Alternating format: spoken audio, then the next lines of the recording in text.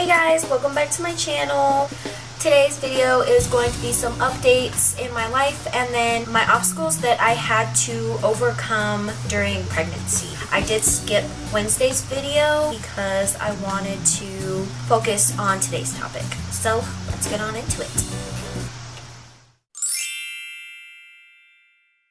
So just some updates. I am 35 weeks, so he is almost here. I'm starting beauty school at Euphoria Institute, so now into the more sensitive topic. So my obstacles that I've had to overcome during pregnancy, I've actually had quite a lot. So when I first found out I was pregnant, I was talking to a female that I had just met. I was just getting to know her. I had told her that I had gone to the hospital because I got into a car accident and I had gone for pains in my stomach. I had thought that it was from the seatbelt locking when I got hit, but it turned out it was from pregnancy. I had to overcome the first initial obstacle of realizing that I'm pregnant. I'm 18 years old at the time, pregnant, single, and not knowing what to do. I did have a job at the time. I worked at T-Mobile. I wasn't totally screwed. Then found out I was pregnant, everything was going good. For some reason, the girl that I was getting to know, she wanted to help. She wanted to be there for me. She didn't want to stop talking to me, so that was cool. I had started to get text messages from random numbers, text-free numbers, bullying and harassing me, calling me names and saying all these things about me and saying they were going to tell my mom. At the time, I hadn't told my mom.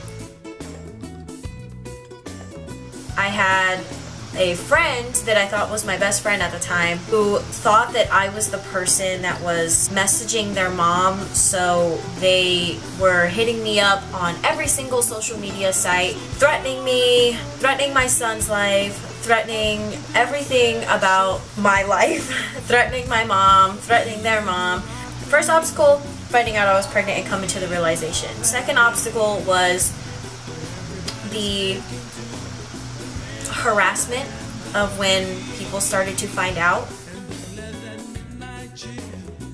Telling my mom. I told my mom through text. I didn't mean to. She had been gone back to back to back, so I never really got to talk to her.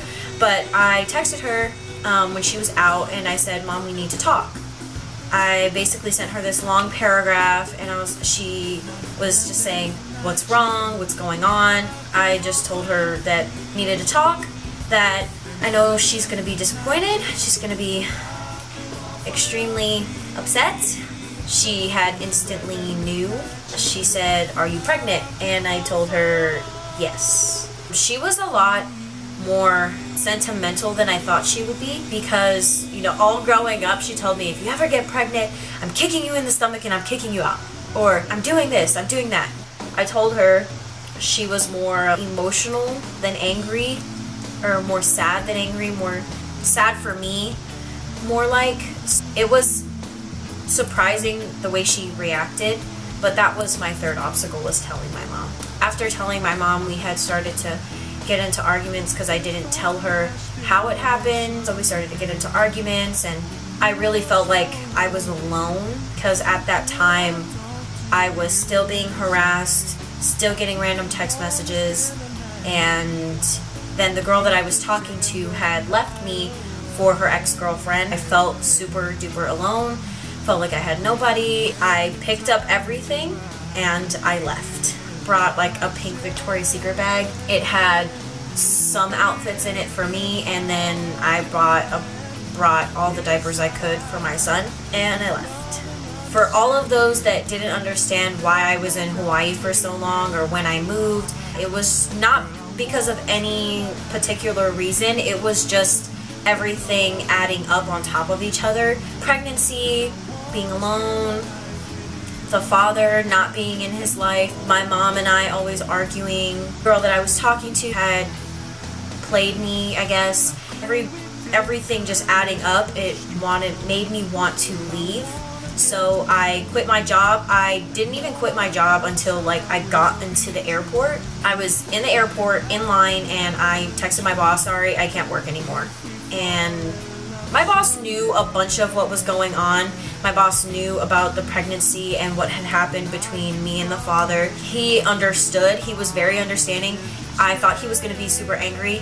He was more upset because he fired the father. Somebody else had quit and then I was quitting. So he was losing a lot of employees. He understood that I needed to get out, that I needed to, better my situation. So he was very understanding with why I was quitting. Bought a plane ticket to my dad. He picked me up. I think moving to Hawaii was probably one of the best and worst decisions I've ever made. Worst decisions just because I quit my job. So I didn't have a job and it was going to be pretty hard for me and to find a new job, being pregnant, and no company wants that kind of burden. It hurt my mom in the process, even though that she was a big part of the reason why I left. She was not here. She was in a different state. So when I left, she was somewhere else. And I told her while I was in LA, in my stop. But it was also the best decision I've ever made because I got rid of a lot of the negativity in my life. During that time, I started to spot a lot because I was crying all the time. I was really depressed because of everything that was going on. So I started to spot and bleed and I thought I was going to lose him. But when I had left and I had blocked everybody off of social media, blocked their number, I had gotten rid of all negativity possible, and then I was just living my best life in Hawaii, going to the beach. My dad was a big help during that time. He was just kind of like, do whatever makes you happy. I'm here to support you. I love you. Truly do believe that I would have lost my son had I not left. I came back just because my cousin and my aunt were graduating high school. So I came back for them, and then my mom said, well, if you're going to be here, let's have the baby shower here while you're here. I said, okay. So came here, had the baby shower. I decided, I was like, I miss my sisters. I miss my mom. I'm going to need my help when I have the baby. I decided to stay.